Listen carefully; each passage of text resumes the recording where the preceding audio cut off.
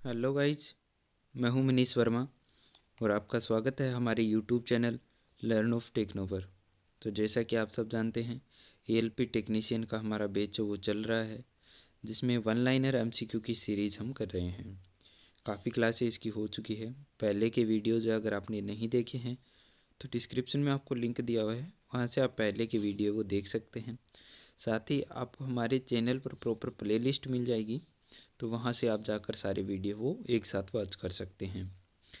हमारा ये चैनल है, ये आईटी स्टूडेंट के लिए 100% डेडिकेटेड चैनल है, जिसमें आपको टेक्निकल प्रिपरेशन करवाई जाती है। अगर आपका बेसिक भी क्लियर नहीं है तो 60% आपका यहाँ से क्लियर हो जाता है। और जो भी ये वन लाइनर एमसीक्यू क्वेश्चन रहते हैं, ये आपको नॉर्मली सभी एग्ज़ाम्स में देखने के लिए मिलेंगे, यानी कि मोस्ट इम्पोर्टेंट क्वेश्चन मैं आपके लिए लेकर आता हूँ। तो चलिए वीडियो को शुरू करते हैं। वीडियो को एंड तक ज़रूर वॉच कीजिएगा। फर्स्ट है हमारा, ब्लास्ट फर्नेस में स्मेल्टिंग करके जिस आयरन को बनाया जाता है उसे पिग आयरन कहते हैं। कल की वीडियो में मैंने क्लियर किया था कि किस फर्नेस में कौन सा आयरन तैयार किया जाता है। तो मैंने आपको बताया था ब्लास्ट फर्नेस में हम पिग आयरन करते हैं, क्यूपोला में कास्ट आयरन करते हैं और पुडलिंग फर्नेस में रोट आयरन हम तैयार करते हैं। ठीक है, तो यहाँ पर वही बताया है कि ब्लास्ट फर्नेस में स्मेल्टिंग करके जिस आयरन को बनाया जाता है उसे पिग आयरन कहते हैं। नेक्स्ट है हमारा, रोट आयरन में कार्बन की मात्रा 0.02% से 0.03% की रेंज में होती है। ठीक है, ये यहाँ पर 0.02 से 0.03 दे रखी है। कई जगह आपको 0.01 से 0.02 मिलेगा, कहीं पर 0.01 से 0.15% तक देखने के लिए आपको मिल जाता है। ठीक है, तो ये थोड़ा बहुत वेरिएशन है, वो चलता रहता है। हर जगह थोड़ा बहुत आपको अलग अलग देखने के लिए मिलता है, तो आपको कन्फ्यूज वो नहीं होना है। ठीक है, नेक्स्ट है, एक बॉन्ड जिसका प्रयोग ऐसे बड़े व्हील व्यास के व्हीलों के निर्माण के लिए किया जाता है जिन्हें फाइल फिनिश के लिए प्रयोग किया जाता है, उसे शेलॉक बॉन्ड कहते हैं। ठीक है, यानी कि जिससे क्या है, बड़े व्यास के व्हील वगैरह बनाते हैं और फाइन फिनिशिंग लानी हो, जहाँ पर स्मूथनेस लानी हो, तो ऐसे व्हील है वो किस बॉन्ड से बनाए जाते हैं? सेलक बॉन्ड से बनाए जाते हैं। नॉर्मली मैंने आपको बताया था विट्रीफाइड बॉन्ड है वो ज़्यादातर यूज किया जाता है। उसके अलावा अलग अलग प्रकार के 6 से 7 बॉन्ड होते हैं जो कार्य के अकॉर्डिंग हम उनको यूज करते हैं। तो वहीं पे सेलक बॉन्ड का यूज हम फाइन फिनिशिंग के लिए और बड़े व्यास के व्हीलों के निर्माण के लिए करते हैं, जहाँ पर क्या है, मास प्रोडक्शन वगैरह होती है, बड़ी बड़ी कंपनीज वगैरह होती है, वहाँ पर बड़ी बड़ी ग्राइंडिंग मशीनें रहती है जो ऑटोमेटिक ग्राइंडिंग करती है पार्ट्स वगैरह की। तो आपने देखा होगा कि बहुत ही स्मूथ फिनिशिंग वहाँ पर निकल कर आती है। तो वो व्हील है वो सेलक बॉन्ड के बनाए जाते हैं। नेक्स्ट क्वेश्चन है हमारा, एक ब्लाइंड होल थ्रेड काटने के लिए बॉटमिंग टेप का प्रयोग किया जाता है। यानी कि ब्लाइंड होल होता है। ब्लाइंड होल कौन सा होता है? जिसमें क्या है, होल के आर पार हम नहीं देख सकते हैं। तो ब्लाइंड होल में क्या है, टेपिंग करना थोड़ा मुश्किल रहता है, क्योंकि चिप्स है वो नीचे गिरते हैं तो वो होल के अंदर ही रुकते जाते हैं। तो ब्लाइंड होल की जब भी हम टेपिंग कर रहे होते हैं तो टेप को बार बार निकाल कर हमें चिप्स को साफ़ करते रहना चाहिए, ताकि क्या हमारा होल ख़राब ना हो, फिनिशिंग ख़राब ना हो थ्रेड्स की, और इसके अलावा हमारा टेप टूटने का डर भी नहीं रहता है। ठीक है, तो वहाँ पर क्या है, जो हमारी हैंड टेप होती है, हैंड टेप सेट में 3 प्रकार की टेप होती है। ठीक है, प्रथम टेप जिसको रफ़र टेप भी बोलते हैं। ठीक है, उसके बाद में इंटरमीडिएट टेप आती है, सेकेंड टेप होती है, और लास्ट में आती है थर्ड टेप, जिसको क्या है, बॉटमिंग या फिनिशिंग टेप भी बोला जाता है। बॉटमिंग या फिनिशिंग टेप क्यों बोलते हैं?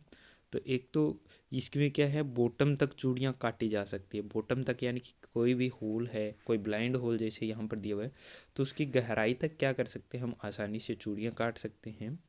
क्योंकि जो हमारा फिनिशर टेप या थर्ड टेप जो रहता है, जिसको बॉटमिंग टेप भी कहते हैं, तो इसमें क्या रहता है कि नीचे तक चूड़ियाँ कटी हुई होती है और नीचे की 1 से 2 चूड़ियाँ ही इसकी क्या करी होती है, चैम्फर की जाती है। ठीक है, जो हमारी टेपर टेप होती है, जिसको प्रथम टेप कहते हैं, जिसको रफ़र टेप के नाम से भी बोला जाता है, उसमें क्या होती है, 10 से 12 चूड़ियाँ टेपर में ग्राइंड की जाती है, ताकि क्या वो कट को आसानी से पकड़ सके। इंटरमीडिएट टेप होती है, वो क्या होती है, उसमें 4 से 5 चूड़ियाँ हैं, वो टेपर में ग्राइंड रहती है। और जो हमारी बोटविंग टेप आती है, जिसको फिनिशर टेप या थर्ड टेप भी बोला जाता है, तो वो क्या होती है, हमारी उसमें 1 से 2 चूड़ियाँ ही क्या करते हैं, टेपर में ग्राइंड करते हैं। ठीक है, तो इसमें क्या होता है कि बॉटम तक चूड़ियाँ हैं वो कट जाती है, चूड़ियों की गहराई बन जाती है, शुद्ध साइज में चूड़ियाँ बनकर आ जाती है, इसलिए इसको बॉटमिंग टेप के नाम से भी जाना जाता है। नेक्स्ट क्वेश्चन है, वर्नियर बेवल प्रोटेक्टर के मेन स्केल के प्रत्येक डिवीजन का मान है वो 1 डिग्री होता है। वर्नियर बेवल प्रोटेक्टर होता है, उसके मेन स्केल के प्रत्येक डिवीजन के मान, वर्नियर बेवल प्रोटेक्टर को हम यूनिवर्सल बेवल प्रोटेक्टर भी कहते हैं। पीछे भी मैंने एक बार एक वीडियो में ही इस क्वेश्चन को क्लियर किया था कि वर्नियर बेवल प्रोटेक्टर को यूनिवर्सल बेवल प्रोटेक्टर के नाम से भी जाना जाता है, जिसके एक डिवीजन का मान होता है वो 1 डिग्री रहता है। ठीक है, एक डिवीजन का मान यहाँ पर पूछा गया है, तो वर्नियर बेवल प्रोटेक्टर के प्रत्येक डिवीजन का मान है वो 1 डिग्री रखा जाता है। वहीं पर अगर आपको वर्नियर बेवल प्रोटेक्टर का लिस्ट काउंट अगर पूछ लिया जाए तो इसका लिस्ट काउंट होता है वो 5 मिनट रहता है। वर्नियर बेवल प्रोटेक्टर का अगर लिस्ट काउंट पूछा जाए तो 5 मिनट रहता है, और मेन स्केल के प्रत्येक डिवीजन का मान है वो 1 डिग्री रहता है। ठीक है, मेन स्केल डिवीजन और एक होती है इसमें vernier scale division. Vernier scale division में क्या होते हैं, 23 मेन स्केल डिवीजन के बराबर 12 वर्नियर स्केल डिवीजन होते हैं, यानी कि 23 मेन स्केल डिवीजन को बराबर 12 वर्नियर स्केल डिवीजन में यानी 12 बराबर भागों में इसमें डिवाइड किया हुआ रहता है। और जब हम इसका लिस्ट काउंट निकालते हैं तो 5 मिनट इसका लिस्ट काउंट है वो निकल कर आता है। नेक्स्ट है, एक ब्लास्ट फर्नेस में चार्ज को थ्रोट के माध्यम से फीड किया जाता है। यानी कि ब्लास्ट फर्नेस में जो हम चार्ज डालते हैं जैसे कोयला, चुनने का पत्थर, स्लेग वगैरह, तो वो क्या है, थ्रोट एक होल होता है, थ्रोट उसके माध्यम से अंदर डाला जाता है, किसमें, फर्नेस के अंदर डाला जाता है, जिसको थ्रोट बोला जाता है। नेक्स्ट है, पिग आयरन में 90% है वो आयरन होता है। पिग आयरन होता है, उसमें क्या होता है, 90% तक आयरन होता है। इसको पिग आयरन को कच्चा लोहा भी कहते हैं, अशुद्ध लोहा होता है, क्योंकि इसमें क्या होता है 10% तक कार्बन और अशुद्धियाँ वगैरह मिली हुई होती है। ठीक है, पिग आयरन से हम कास्ट आयरन बनाते हैं, फिर रोट आयरन भी बनाया जाता है। रोट आयरन होता है वो सबसे शुद्ध लोहा हमारा होता है, जिसमें क्या होता है 0.1% से लेकर 0.2% तक कार्बन की प्रतिशत मात्रा होती है, यानी कि 99.99% तक इसमें आयरन की मात्रा होती है। इसलिए रोट आयरन को शुद्ध लोहा बोला जाता है, शुद्ध आयरन बोला जाता है। और रोट आयरन है उसकी कास्टिंग हम नहीं कर सकते हैं, कास्ट आयरन की हम फोर्जिंग नहीं कर सकते हैं। इसके अलावा रोट आयरन के हम हुक वगैरह बना सकते हैं, यानी कि क्रेन के हुक वगैरह बनाने के काम में आता है। ठीक है, तो ये चीज़ें मैं काफ़ी बार बता चुका हूँ, तो ये बार बार बताने की आवश्यकता नहीं है, आई होप आपको याद हो गया होगा। नेक्स्ट है, रोट आयरन के गुण को उसमें कार्बन और मैग्नीशियम के द्वारा निश्चित किया जाता है। यानी कि रोट आयरन होता है उसकी प्रॉपर्टी किन पर डिपेंड करती है, तो कार्बन और मैग्नीशियम पर डिपेंड करती है कि इसकी प्रॉपर्टी, इसके गुण हैं वो कितने हैं।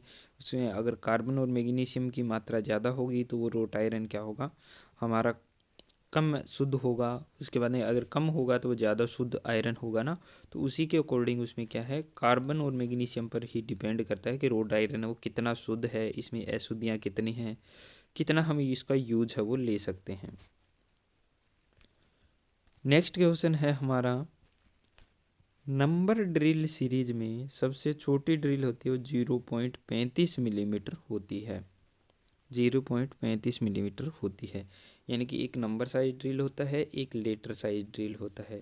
तो नंबर साइज ड्रिल में जो सबसे छोटा ड्रिल का जो साइज होता है वो 0.35 मिलीमीटर होता है। वहीं पर लेटर साइज ड्रिल की अगर बात करें तो वहाँ पर क्या होता है, लेटर साइज ड्रिल में 10.49 मिलीमीटर होता है। नंबर साइज ड्रिल होती है वो 1 से 80 नंबर तक मिलती है, जहाँ पर क्या होती है कि 1 नंबर का ड्रिल होता है वो सबसे बड़ा होता है और 80 नंबर का ड्रिल है वो सबसे छोटा होता है। लेकिन लेटर साइज ड्रिल में क्या होता है, ए नंबर का ड्रिल होता है वो सबसे बड़ा होता है और जेड नंबर का ड्रिल है वो सबसे छोटा यहाँ पर देखने के लिए आपको मिल जाता है। सॉरी, थोड़ा कन्फ्यूज़न हो गया यहाँ पे, वैसे ही सब स्टूडेंट को बार बार कन्फ्यूज़न होता रहता है। ए नंबर का जो ड्रिल होगा वो सबसे छोटा रहेगा और जेड नंबर का जो ड्रिल रहेगा वो यहाँ पर सबसे बड़ा रहेगा। ठीक है, मैं एक बार फिर से आपको बिल्कुल क्लियर बता देता हूँ। नंबर साइज ड्रिल में 1 नंबर का ड्रिल है वो सबसे छोटा रहता है, वो 80 नंबर का ड्रिल है वो सबसे बड़ा रहता है। ठीक है, यानी कि इसमें क्या होता है, उल्टा होता है। जैसे नंबर होगा उसके अकॉर्डिंग इसमें क्या जाएगा, जैसे नंबर बड़ा होगा तो ड्रिल छोटा होगा, और नंबर छोटा होगा तो ड्रिल बड़ा होगा। तो इसलिए 1 नंबर का ड्रिल होगा वो सबसे बड़ा, और 80 नंबर का ड्रिल है वो सबसे छोटा होता है। ठीक है, और ए नंबर का जो ड्रिल होता है वो सबसे छोटा होता है, और जेड नंबर का होता है वो सबसे बड़ा होता है। तो जेड नंबर ड्रिल का साइज है, जो जेड लेटर ड्रिल का जो साइज है वो 10.49 होता है। और वहीं पर अगर मैं बात करूं नंबर ड्रिल में, तो 80 नंबर के ड्रिल का जो साइज होता है वो 0.35 मिलीमीटर होता है। तो इस प्रकार क्या हुआ, 80 नंबर का ड्रिल सबसे छोटा और जेड साइज का ड्रिल है वो सबसे बड़ा रहता है। नेक्स्ट हमारा डायमेंशनल विचलने बेसिक साइज पर आधारित होती है। जो डायरेक्शनल देते हैं हम, यूनी डायरेक्शनल होती है, ठीक है, अलाइंड होती है, ये अलग अलग सिस्टम होते हैं, वो होते हैं इसमें ड्राइंग के अंदर में। लेकिन यही डायमेंशन कहाँ पर होती है, जो लिमिट फिट और टॉलरेंस होती है वहाँ पर होती है। तो डायमेंशनल विचलन है वो बेसिक साइज पर डिपेंड करती है कि ये उच्चतम विचलन है या निम्नतर विचलन है। ठीक है, यानी कि अधिकतम है या न्यूनतम है, तो वो डिपेंड किस पर करती है, बेसिक साइज पर डिपेंड करती है। क्योंकि हम टॉलरेंस विचलन जो हम निकालते हैं वो बेसिक साइज को ही बेस मानकर उनके अकॉर्डिंग कंपैरिजन किया जाता है उच्चतर और निम्नतर का, तब जाकर विचलन है वो निकल कर आती है। ठीक है, तो जैसे हम थ्योरेटिकल भी करने वाले हैं तो वहाँ पर ये सारा क्लियर आपको होता चलेगा। इसके अलावा कोशिश करें कि ज़्यादातर आपको वन लाइनर एमसीक्यू ही प्रोवाइड करवाया जाए, ताकि आपके क्या है छोटे छोटे डाउट्स है वो साथ साथ में क्लियर होता चले, और उससे रिलेटेड जिस टाइप के भी क्वेश्चन बनते हैं वो मैं आपको बताता रहूँ। नेक्स्ट है, यदि ग्राइंडिंग व्हील की ऊपरी सरफेस स्मूथ और चमकदार दिखाई देती है तो उसे ग्लेजिंग कहते हैं। Glazing of wheel and loading of wheel मैंने दोनों आपको पीछे की एक क्लास में क्लियर किया था। तो उसी से रिलेटेड एक क्वेश्चन आया है कि ग्राइंडिंग व्हील की ऊपरी सरफेस स्मूथ और चमकदार दिखाई दे रही है तो क्या होगा, ग्लेजिंग होगा। और वहीं पर अगर मैं बात करूं कि ग्राइंडिंग व्हील के जो एब्रेसिव कण है उसके बीच में मेटल के कण फंस गए हैं, तब क्या होगा, तो तब लोडिंग होगा। क्योंकि पहले से व्हील का वजन था और उसमें मेटल का वेट और बढ़ गया, मेटल का वेट और बढ़ गया यानी कि लोड बढ़ गया, यानी कि जो मेटल के चिप्स थे वो उसमें फंस गए तो वेट बढ़ गया ना, वजन बढ़ गया, लोड बढ़ गया, तो क्या होगा, लोडिंग ऑफ व्हील होगा। ठीक है, और अगर शीशे के समान चमकदार हो जाएगा, स्मूथ हो जाएगा, तो ग्लेजिंग ऑफ व्हील होता है। दोनों ही जो डिसएडवांटेज होते हैं, जो ये दोनों ही डिफेक्ट जो होते हैं, इनके डिसएडवांटेज होते हैं दोनों के ही, और दोनों डिफेक्ट्स को, दोनों ही दोषों को दूर करने के लिए व्हील की ड्रेसिंग की जाती है। व्हील की क्या करते हैं हम, ड्रेसिंग करते हैं। ठीक है, नेक्स्ट क्वेश्चन है, नेक्स्ट क्वेश्चन इसमें दिया हुआ है कि ड्रिल मशीन के स्पिंडल में ड्रिल चक को आर्बर के द्वारा फिट किया जाता है। यानी कि ड्रिल मशीन को स्पिंडल के, ड्रिल चक को, ड्रिल मशीन के स्पिंडल में जब हम ड्रिल चक लगाते हैं तो चक को डायरेक्टली तो स्पिंडल में फिट नहीं किया जाता है, क्योंकि स्पिंडल के अंदर होल बना होता है और स्पिंडल बड़ा होता है। उस होल के अंदर हमें फिट करना होता है कुछ ना कुछ इंस्ट्रूमेंट लगाकर, जैसे टेपर सेंक ड्रिल वगैरह, वो तो सीधे ही स्पिंडल में फिट हो जाती है। लेकिन जब हमें फिट करना होता है चक को, जिसमें कि हम स्ट्रेट सेंक ड्रिल वगैरह पकड़ सकते हैं, तो जब चक को फिट करना होता है तो चक को पहले आर्बर के साथ में अटैच करते हैं, आर्बर को फिट करते हैं चक के ऊपर, और फिर आर्बर होता है उस पर क्या कटी होती है, मोर्स टेपर कटी होती है, और उस आर्बर को स्पिंडल के टेपर होल में फिट कर दिया जाता है। इस प्रकार से हमारा जो ड्रिल चक है वो मशीन स्पिंडल के साथ में फिट हो जाता है। ठीक है, आज के वीडियो का नेक्स्ट और लास्ट क्वेश्चन है, फाइन ग्रीट का ग्राइंडिंग व्हील कोर्स ग्रीट वाले ग्राइंडिंग व्हील की अपेक्षा कम दर से घिसता है। अब फाइन ग्रेन साइज और कोर्स ग्रेड वाले दोनों व्हील के बीच में कंपैरिजन किया जाता है, तो क्या बोला है कि फाइन ग्रेड का जो ग्राइंडिंग व्हील होगा वो कोर्स ग्रेड वाले ग्राइंडिंग व्हील की अपेक्षा कम दर से घिसता है, यानी कि कम घिसता है। अब कम क्यों घिसता है, क्योंकि उसमें एब्रेसिव कण है वो छोटे छोटे हैं, और कोर्स ग्रेड वाले में क्या होंगे, एब्रेसिव कण होंगे वो बड़े बड़े होंगे, तो वो क्या जल्दी जल्दी घिसेगा। और जो फाइन ग्रेड वाला है उसमें एब्रेसिव कण छोटे छोटे हैं तो वो उसको धीरे धीरे घिसेगा। तो दोनों को कंपैरिजन करें तो फाइन ग्रेन साइज वाला ग्राइंडिंग व्हील है वो कोर्स ग्रेड वाले की अपेक्षा कम मेटल को घिसता है। ठीक है, तो आज की वीडियो में बस इतना ही। वीडियो अगर आपको अच्छा लगता है तो ज़्यादा से ज़्यादा शेयर कर दीजिएगा। Wish you all the best. जय हिंद, जय भारत।